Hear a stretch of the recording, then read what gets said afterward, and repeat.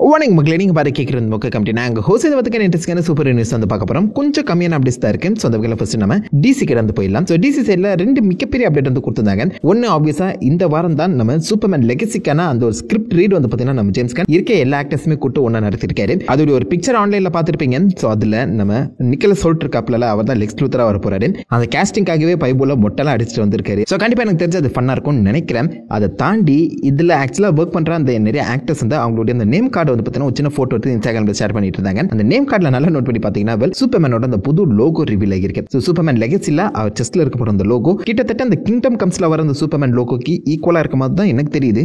Kingdom come ஸ்டோரியில் எடுத்து பார்த்தீங்கன்னா கொஞ்சம் டார்க் அண்ட் ரொம்ப ஓல்டான ஒரு சூப்பர்மேனை பேஸ் பண்ணி தான் கதை நகரும். ஸோ ஓல்டா என் சூப்பர்மேன் இருக்கக்கூடாது, நான் ஒரு யங் சூப்பர்மேன் கதையை சொல்ல போறேங்கிற மாதிரி தான் ஜேம்ஸ் கான் நம்ம ஹென்ரி கேவிலியை ஃபயர் பண்ணியிருப்பாரு. அப்படி பார்க்கும்போது ஏன் இந்த கிங்டம் கம்ஸோட அந்த லோகோவை கொடுக்குறாரு தான் சத்தியமா தெரியல. கிங்டம் கம்ஸ்ல வந்து அது பிளாக் அண்ட் ரெட்ல இருக்கும். அது இப்போதைக்கு பட்டி டெக்னிக் பண்ணி yellow and red வந்து பார்த்தீங்கன்னா மாற்ற போறாங்களா. ஸோ ஒரு வித்தியாசமான சூப்பர்மேனை நீங்க பார்க்க போறீங்க. பட் என்ன மாதிரி அந்த சூப்பர்மேன் இருக்க போறாருன்னு சுத்தமா ஐடியா இல்லை. பட் கிங்டம் கம்ஸ் லோகோல தான் இந்த பக்கம் சூப்பர்மேன் வர போறாரு. அண்ட் ஜட்டியை வெளில போட்டு தான் வருவாராம். ஸோ ஒரு கிளாசிக்கான சூப்பர்மேனை நீங்க பார்க்க போறீங்க நம்புறேன். ஜேம்ஸ் கன் என்னமோ குக் பண்ணிட்டு இருக்கேன், பிரியாணி நம்பிட்டு இருக்கேன், கோயால தக்காளி சாதம் சொன்னேன், சத்தியமா காண்டிடுவேன். அதை தொடர்ந்து ட்விட்டர்ல பயங்கரமா வைரலான ஒரு டாபிக்னா அது பேட்மேன் பியாண்ட் தான். ஸ்பைடர்வர்ஸ்ல ஒர்க் பண்ண சில டெக்னிக்கல் ஆர்டிஸ்ட் வந்து பாத்தீங்கன்னா பேட்மேன் பியாண்ட் சம்பந்தப்பட்ட ஒரு கான்செப்ட் ஆர்ட்டை ஆன்லைன்ல ரிலீஸ் பண்ணி ஸ்பைடர்வர்ஸ் ஸ்டைல ஒரு அனிமேட்டட் மூவிக்கான பிட்ச் வந்து பாத்தீங்கன்னா நம்ம WB கிட்ட 5 மாசத்துக்கு முன்னாடி சப்மிட் பண்ணிருக்காங்களாம். அப்போதைக்கு அந்த கதையை கேட்ட WB ஃபர்ஸ்ட் இதை வந்து நாங்க பண்ண மாட்டோம் சொல்லியிருந்தாலும் இப்போதைக்கு அதை பண்றதுக்கான ஐடியா இருக்குங்கிற மாதிரி லைட்டா டீஸ் பண்ணிட்டு போயிருக்காங்க.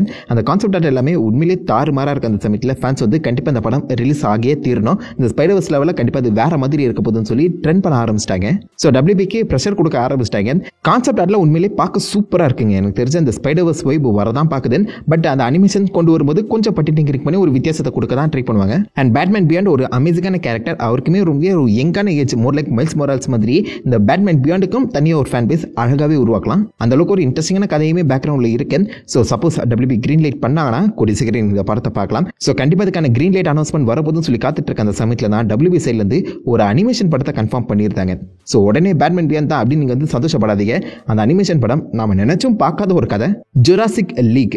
ஸோ ஜுராசிக் லீக்னு சொல்லி பார்த்தீங்கன்னா ஒரு 6 இஷ்யூ கொண்ட ஒரு மினி சீரிஸ் வந்து இதுக்கு முன்னாடி ரிலீஸ் ஆயிருந்துச்சு. அந்த காமிக்கை பேஸ் பண்ணி இப்போதைக்கு ஒரு அனிமேட்டட் படத்தை தியேட்டர் புஷ் பண்ண போறாங்களாம். ஸோ இது அஃபிஷியல் அனௌன்ஸ்மெண்ட் இங்கேயும் வரல, இன்சைடர்ஸ் கிட்ட வந்து அப்டேட் கிடைச்சிருக்கு. ஸோ ஜுராசிக் லீக்ங்கிற அந்த அனிமேட்டட் படத்தை நம்ம ஜேம்ஸ் கன்னே வந்து ப்ரொடியூஸ் பண்ற மாதிரியும் தெரிய வருது.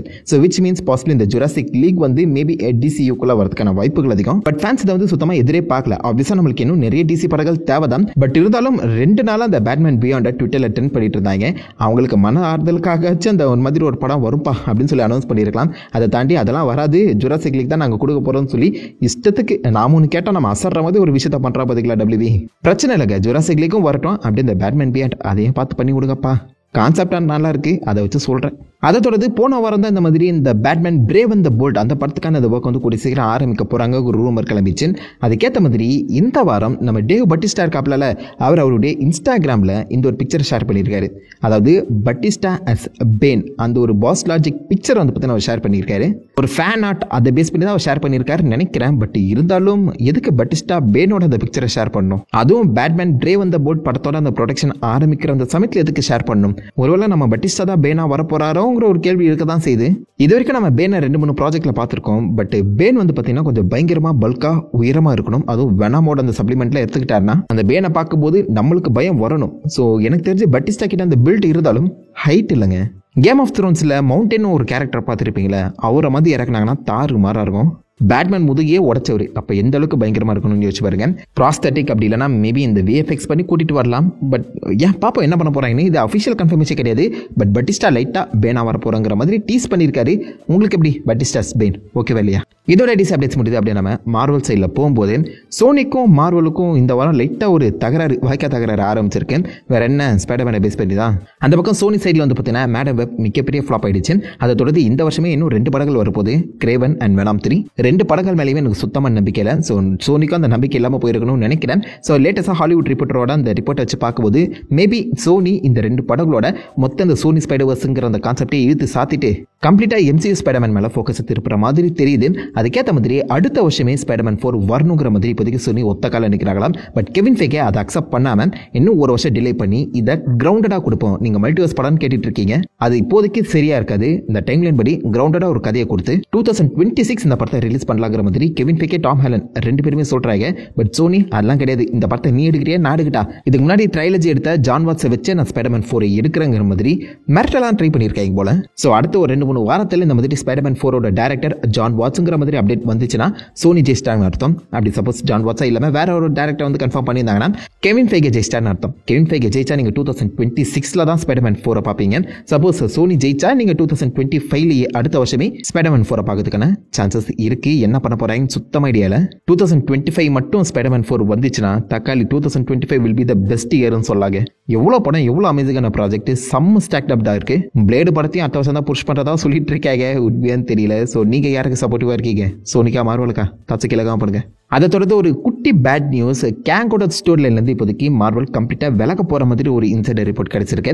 ஸோ அதன்படி கேங் டைனஸ்டிங்கிற அந்த டைட்டில் மாற்றி அவெஞ்சர்ஸ் 5ங்கிற ஒரு டைட்டில் வந்து பார்த்தீங்கன்னா இப்போதைக்கு ஃபிக்ஸ் பண்ணியிருக்காங்களா. ஸோ கேங்கோட ஸ்டோரியில் அப்படியே இழுத்து சாத்திட்டு வேற ஒரு ஸ்டோரியில் ஃபாலோ பண்ணிட்டு போகலாம். Avengers 5 maybe like secret of part 1 and part 2 பிரிச்சலாங்கிற மாதிரி நம்ம மார்வல் யோசிச்சுட்டு இருக்காங்களாம். நல்ல விஷயமா கெட்ட விஷயமானு கேட்டிங்கன்னா எனக்கு என்னமோ லைக் ஓரளவுக்கு கெட்ட விஷயமாக தான் தோணுது. பிகாஸ் கேங்குக்கான ஹைப்பை கிரியேட் பண்ணிட்டாங்க. ஜானதன் மேஜர்ஸ் மாட்டியிருக்க அந்த சமயத்தில் அவர் அழகாகவே ரீகாஸ்ட் பண்ணி ஒரு மல்டிவர்ஸ் வேரியண்ட்டுங்கிற மாதிரி கேங் டைனஸ்டி அழகாகவே கூட்டு போகலாம். பட் அதை ஏன் தனியாக எக்ஸ்பிளைன் பண்ணி திரும்ப சொதப்பணும்? அதுக்கு பதிலாக நம்ம அந்த கதையை ஒதுக்கி தள்ளி புதுசாக ஒரு கதையை சொல்லுவோம். சீக்ரெட் வாஸ் கதையை வந்து 2 பிரிச்சலாங்கிற மாதிரி கூட மேபி நம்ம கெவின் ஃபெய்கே யோசிக்கிறாரோ என்னமோ தெரிலங்க. பட் அவெஞ்சர்ஸ் கேங் டைனஸ்டியா அவெஞ்சர்ஸ் 5 மாற்றிருக்கீங்களா? என்ன கூத்து பண்ண போகிறாங்களோ? டாக்டர் டூம் இறங்கினா தாறுமாறாக இருக்கும். 10வது குறைக்கு ஹென்ரி கேவில் வரை MCUக்குள்ள கேஸ் பண்ணியிருக்கேன்னு சொல்லியிருக்காங்க. நீங்க என்ன நினைக்கிறீங்க? கேங் டைனஸ்டி வேணுமா வேணாமா? இதோட மார்வல் அப்டேட்ஸ் முடியுது. பட் மார்வலோட சம்பந்தப்பட்ட ஒரு குட்டி அப்டேட் இருக்கு. டெஸ்டின் டேனியல் கிரெட்டன், அதாவது இந்த அவெஞ்சர்ஸ் 5 அந்த கேங் டைனஸ்டி டைரக்டராக இருந்தவர், அவரை தூக்கிட்டாங்க ஆல்ரெடி. அவர் இப்போதைக்கு வண்டர்மேன் ப்ராஜெக்ட்ல ஒர்க் பண்ணிட்டு இருந்தாரு. அதை தொடர்ந்து சாங்ஷி 2லையுமே அவர் கண்டிப்பாக ஒர்க் பண்றாரு. அது சிமுலியும் வந்து பார்த்தீங்கன்னா கன்ஃபார்ம் பண்ணிட்டாரு. சாங்ஷி 2 கண்டிப்பாக டெஸ்டின் டேனியல் தான் எடுக்கணுங்கிற மாதிரி சிமுலியும் ஒத்த கால நிற்கிறாரு. ஸோ அந்த படத்துக்கு இப்போதைக்கு டெஸ்டின் டேனியல் ஒர்க் பண்ணுறதுக்கு பதிலாக அதுலேருந்து கம்ப்ளீட்டாக வேற ஒரு ப்ராஜெக்ட்ல ஒர்க் பண்ண ஆரம்பிச்சிருக்காரு. ஹாலிவுட் அப்டேட்ல மிக முக்கியமாக நருட்டோ லைவ் ஆக்ஷன் கன்ஃபார்ம் ஆகியிருக்கு. லயன்ஸ் கேட் தான் இதை வந்து ப்ரொடியூஸ் பண்ணுறாங்க. அண்ட் டெஸ்டின் டேனியல் கிரெட்டன் இதை வந்து ரைட் அண்ட் டைரக்ட் பண்ண போகிறாராம். அண்ட் இது ஏதோ 2-3 ஆர்க்கை பேஸ் பண்ணி இருக்குன்னு சொல்கிறாங்க. அந்த ஆர்க்கு எனக்கு சத்தியமாக என்னன்னு தெரியல. யாராவது நர்ட்டோ ஃபாலோ பண்ணிட்டு இருந்தீங்கன்னா எந்த ஆர்க் அந்த படத்தில் கவர் பண்ணால் நல்லாயிருக்கும், எது 2.5 மணி நேரத்துக்குள்ள ஃபிட் ஆகும், அந்த மாதிரி ஏதாவது ஆர்க் இருக்கா மறக்காம கீழே காமிப்படுங்க. பட் கூடி சீக்கிரம் நர்ட்டோட லைவ் ஆக்ஷன் வரப்போகுது. இதுக்கான கேஸ்டிங் அனௌன்ஸ்மெண்ட் வந்துடும் நினைக்கிறேன். டேரக்டரை கேஸ்ட் பண்ணிட்டாங்க. அதுக்கப்புறம் என்ன நர்ட்டோவை யார் கேஸ்ட் பண்ண போகிறாங்கன்னு பொறுத்தது பார்ப்போம். ரொம்ப நாளாக அந்த பாய்ஸ் சீசன் 4 வருமா வராதாடான்னு சொல்லி பார்த்தீங்கன்னா ஃபேன்ஸ் ஆகிட்டு இருக்காங்க. இப்போதைக்கு அதுக்கான ரிலீஸ் டேட் கன்ஃபார்ம் ஆகியிருக்கேன். ஜூன் 13 ஃபைனலாக த பாய்ஸ் சீசன் 4 ரிலீஸ் ஆக போகுது. பாய்ஸுக்குன்னு தனி ஒரு ஹைப் இருக்க தானே செய்யுது. பட் ரிலீஸ் டேட் மாற்றப்படலாம்ங்கிற மாதிரியும் சொல்லிட்டு இருக்காங்க. அது உண்மையான்னு தெரியல. டிலே ஆகுதா இல்லையான்னு பொறுத்தது பார்ப்போம். டாம் ஹாலண்டோட அன்சார்ட்டட் படம் எத்தனை பேர் பார்த்துருக்கீங்க? இப்போதைக்கு அந்த படத்துக்கான சீக்வல் கிட்டத்தட்ட கன்ஃபார்ம் ஆயிடுச்சு. மார்க் வால்பர்க் ஆல்ரெடி அதுக்கான ஸ்கிரிப்ட் முடிஞ்சிச்சுன்னு சொல்லியிருந்தாங்க. அதை தொடர்ந்து இப்போதைக்கு சோனி மார்க் வால்பர்க்கு கால் பண்ணி ஸ்கிரிப்ட் ஃபைனலைஸ் ஆயிடுச்சு. கூடி சீக்கிரம் ப்ரொடக்ஷன் ஆரம்பிச்சிருவோம். பட் உடனே மிஸ் வளர்த்துறாதீங்க அப்படிங்கிற மாதிரி ஒரு சின்ன வார்னிங்கை வந்து கொடுத்துருக்காங்களா. So which means unsorted 2 is happening. But உடனே மிஸ் வளர்க்காதீங்க அப்படின்னு சொல்லியிருக்க அந்த சமயத்தில் மேபி லைக் இந்த ஸ்பைடர்மேன் 4 அந்த ஷூட்டிங்கை முடிச்சுட்டு அதுக்கப்புறம் அன்சார்ட்டடோட அந்த ஒர்க்கில் மேபி டாம் ஹாலண்ட் உள்ளே இறக்கலாம். அதாவது ஸ்பைடர்மேன் 4 அண்ட் அன்சார்ட்டட் 2 சொல்லி back to back Tom Holland work பண்ணுற மாதிரி ஆயிடும். ஆல்ரெடி அந்த மாதிரி பண்ணி தான் ஒரு வருஷம் நான் ரெஸ்ட் எடுத்துட்டு வரேன்னு சொல்லி டாம் ஹாலண்ட் கிளம்பி இருந்தாரு. மேபி இது முடிச்சிட்ட அப்புறம் அவ்வளோதான், இனிமேல் நான் ஆக்டிங்கே வர மாட்டேன்னு சொல்லி கிளம்பினாலும் கிளம்பிடுவாரு. பார்ப்போம் பேக் டு பேக் அவர் வந்து ஒர்க் பண்ணுறாரு இல்லையானு.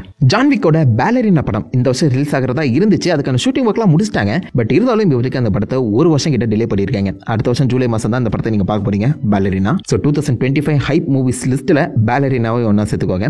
ஏன் டிலே பண்ணியிருக்காங்கன்னா இந்த படத்தில் ஆக்ஷன் சீக்வன்ஸ் அவங்க நினைச்ச மாதிரியே அமையலையாம். ஸோ அந்த ஒரு காரணத்தினால இந்த ஜான்விக் 4 டைரக்டர் சேட் வந்து உள்ளே இறக்கி நிறைய ஆக்ஷன் சீக்வன்ஸை ரீஷூட் பண்ற மாதிரி தெரிய வந்திருக்கு. ஜான்விக் பிரான்ச்சைஸ்ல ஆக்ஷனுக்கு குறைபாடா இருக்கவே கூடாதுங்கிற மாதிரி ஆக்சுவலாக பிளான் பண்ணி இப்போதைக்கு அந்த படத்தை ஒரு வருஷம் டிலே பண்ணி இதுக்கான ரீஷூட் போயிருக்காங்க போல. ஸோ அண்ணாடி ஆர்மஸ் கஷ்டப்பட்டு இதுக்காக ஹெவி ட்ரைனிங்லாம் வர பண்ணிட்டு இருந்தாங்க. இப்போ அந்த ட்ரைனிங் அடுத்து ஒரு வருஷம் பிளான் பண்ணி பண்ணணும். பாவல அவங்க காத்திருப்போம். நம்ம கிறிஸ்டியன் பேலோட அமெரிக்கன் சைக்கோ படம் எத்தனை பேர் பார்த்திருக்கீங்க? அந்த படத்தை இப்போதைக்கு ரீமேக் பண்ண போறாங்களாம். மாடர்ன் ஸ்டோரிக்கு ஏற்ற மாதிரி நிறைய விஷயங்களை மாற்றி அமைச்சு நம்ம பேட்மேனை மாடர்ன் டைம்ல வித்தியாசமான ஒரு கேரக்டரை பிரசன்ட் பண்ண போறாங்க. ஆப்வியஸா ரீகாஸ்ட்ங்கிறது நடக்கதான் போகுது. யார் அடுத்த பேட்மேனை ப்ளே பண்ண போறான்னு சுத்தமா அடியல. பட் அமெரிக்கன் சைக்கோவை ரீமேக் பண்ண போறாங்க. அப்போதைக்கு தப்பிச்சிட்டாங்க. ஆனா இப்போதைக்கு இருக்க அந்த பாலிடிக்ஸ்லாம் வச்சு பார்க்கும்போது எனக்கு என்னமோ இந்த படம் லைக் ரீமேக்லாம் தாண்டவே தாண்டாதுன்னு நினைக்கிறேன். கண்டிப்பா நிறைய விஷயங்களை மாற்றி அமைக்கணும். எனக்கு என்னமோ இது செட் ஆகாதுன்னு தோணுது. இதுக்கு பேசாம அந்த படத்தை லைக் ஒரு கிளாசிக்காவே இருக்க வச்சிடலாங்க. பண்ணிட்டாங்க. ரீமேக் பண்ணுங்கிற அவசியம் கிடையாது. பட் நீங்க என்ன நினைக்கிறீங்க, ரீமேக் வேணுமே வேணாமா? அதை தொடர்ந்து இந்த வர ரிலீஸ் ஆன ட்ரெய்லர்ஸ் படி பார்க்கும்போது Borderlands, ஸோ இந்த கேம் நிறைய பேர் விளையாடிருப்பீங்கன்னு நினைக்கிறேன். அந்த கேம் அடாப்டட் மூவியாக தான் வந்து கொண்டு வந்திருக்காங்க. ஸோ இதில் நம்ம கேட் பிளான்செட், கெவின் ஹார்ட்னு சொல்லி ஒரு நடிகர் பட்டாளமே இருக்கு. அண்ட் ட்ரெய்லர் உண்மையிலேயே சூப்பர் ஃபன்னா இருக்குங்க. மோர்லைக் எப்படி சொல்றது, ஒரு கார்டியன்ஸ் ஆஃப் கேலக்ஸி வைப் வரதான் செய்யுது. ஒரு மிஸ்ஃபிட் குரூ வந்து பார்த்தீங்கன்னா ஏதோ ஒரு புதையில தீரி போற மாதிரி அந்த கதையை அமைச்சிருக்காங்க. அந்த கேம் விளையாடுனது கிடையாது ஃபர்ஸ்ட் பர்சன், பட் இருந்தாலும் இந்த ட்ரெய்லர் பார்க்கும்போது ஃபன்னா இருக்க மாதிரி தான் தோணுது. உங்களுக்கு எப்படி, யாராவது இந்த Borderlands கேம் விளையாடி இருக்கீங்களா? அதுக்கு பெர்ஃபெக்ட்டா மேட்ச் ஆகுதா இல்லையா? Borderlands பத்தி உங்களுக்கு என்னென்ன விஷயங்கள் தான் தெரியும், உங்களுடைய ஃபேவரட் கேரக்டர் யாருன்னு சொல்லி மறக்காம கீழே கமெண்ட் பண்ணுங்க. ஜாக் பிளாக்லாம் இருக்காருங்க, அந்த ரோபோட்டுக்கு அவர் தான் வாய்ஸ் கொடுக்குறாரு. ட்ரெய்லர் சூப்பர் ஃபன்னா இருக்கு, படமும் அப்படியே தான் நல்லா இருக்கும்.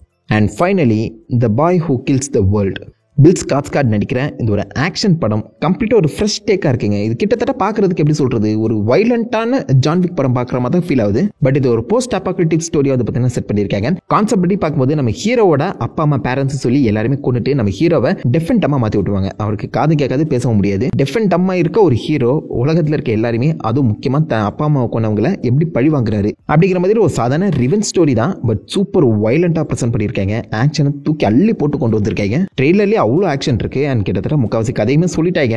ஆனால் ஆக்ஷன் சூப்பராக இருக்கு. எனக்கு தெரிஞ்ச படமும் நல்லா இருக்கும்னு தோணுது.